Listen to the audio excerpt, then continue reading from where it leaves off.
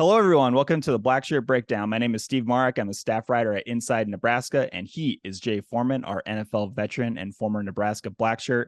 Jay, we have another Nebraska commit to break down in the 2024 class.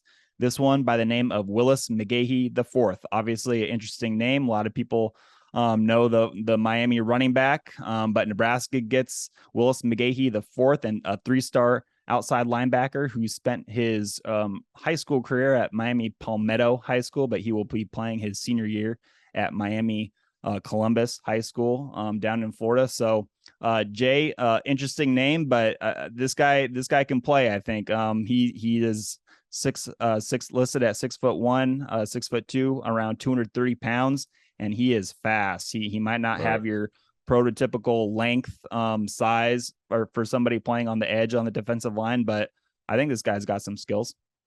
Yeah, I think obviously the name rings a bell, but I think what he's done a good job of, and I've experienced this himself, being a legacy or having a dad that that was pretty famous, and definitely Willis McGahee senior, or in his own right. But what the youngster is he's a tremendous athlete. He plays outside linebacker, which is obviously, look, my dad was a running back, his dad was a running back, chose to do defense, which I think, is good, has a good mentality for it, wants to be aggressive.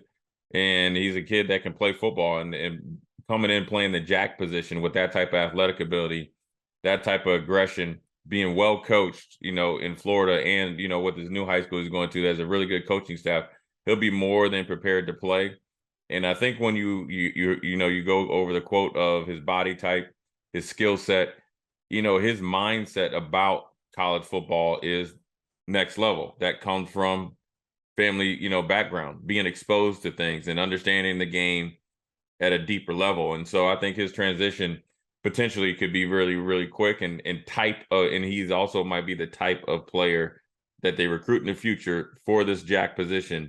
And when we break into, look at this tape, you're going to say, okay, I can see this being what everybody sees. Okay, this might be a jack linebacker. This might be somebody that Nebraska would approach, regardless of length and arms and stuff like that. They're looking for football players and guys that love football, and he loves football. You can tell by his quotes and tell by his actions that he really loves football.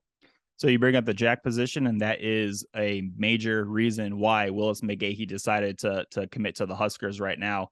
In our own interview at Inside Nebraska, when Greg Smith called him up and asked him, "Hey, what do you like about Nebraska?" This is coming straight from Willis McGahee IV.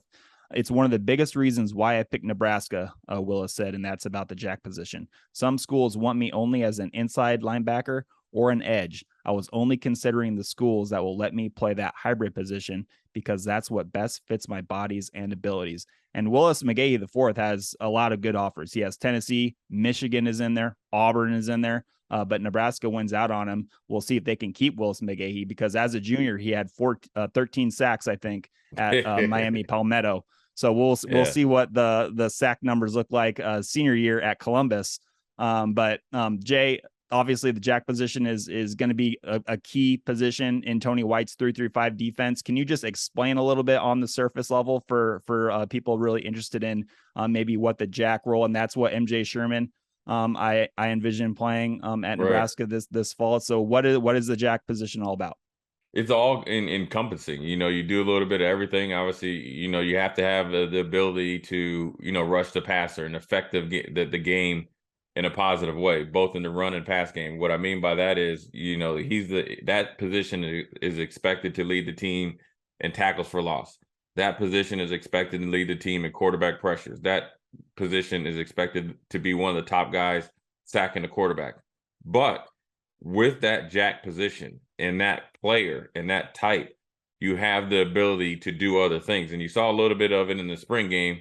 Jamari Butler, MJ Sherman, being able to play off the ball linebacker, blitz from different positions, different parts of the defense, first and second level, and the ability to cover when asked, right?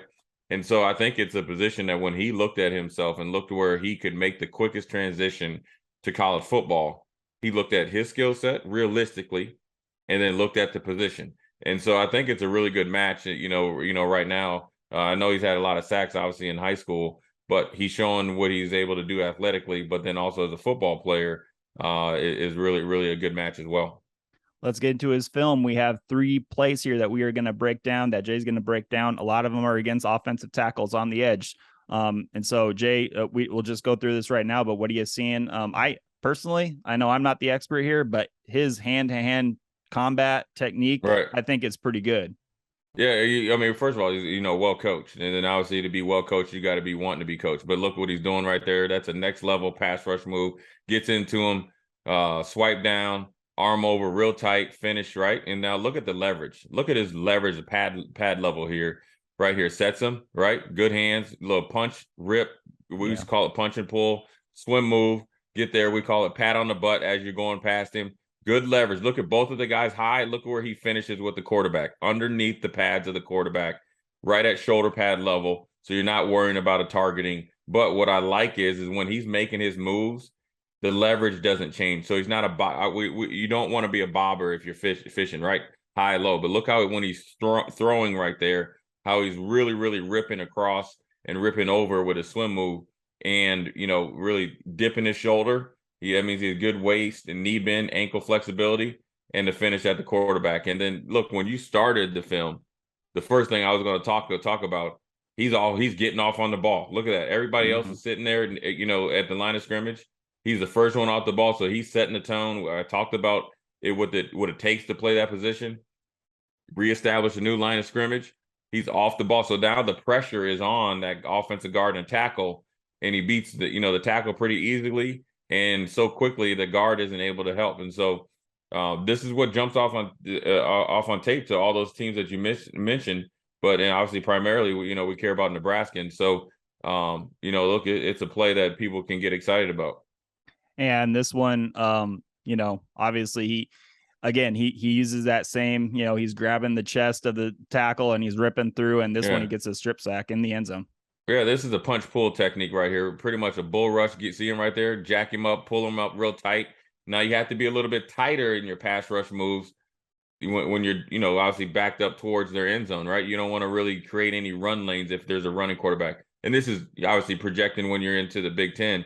But what I really like, right, the punch pull and with the good leverage, eyes on the quarterback. So he's able to separate his hands, his feet, and where he wants to go, right? So this is something when I train kids or people are looking for pass rushers, this is what you look for, right? The ability to separate, eyes on the quarterback, so now he knows where to, rush.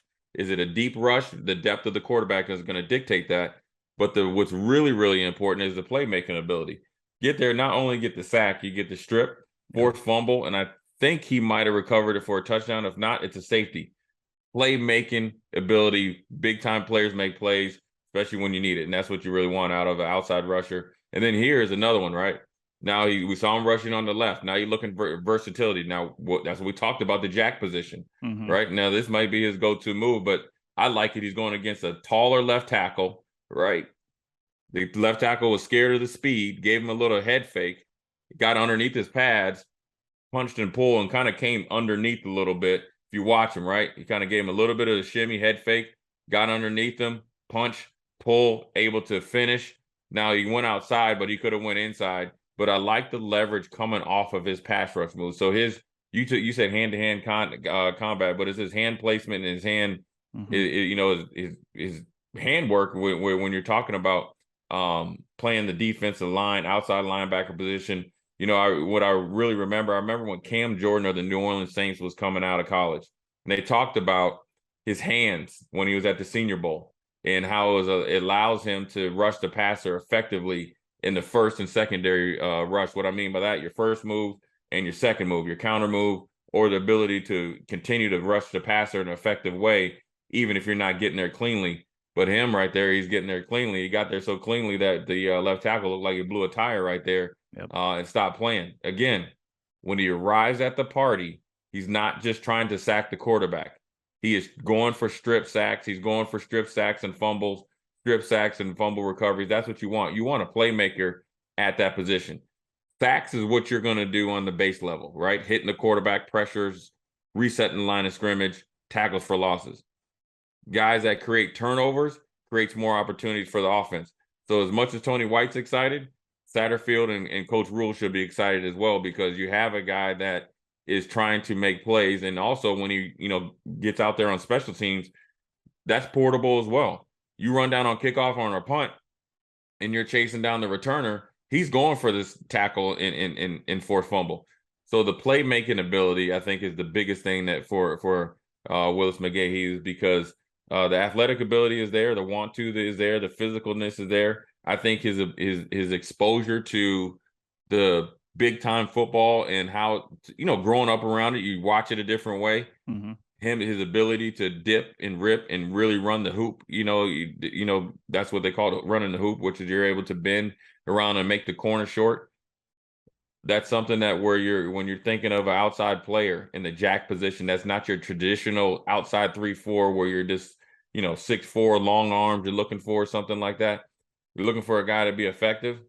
That's what you want right there. And, at the high school level, he's showing everything that you would look for in that position for Tony White's defense.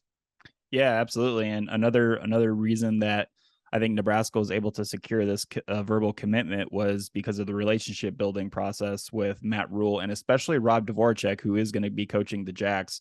Willis was very high on Rob Dvorak.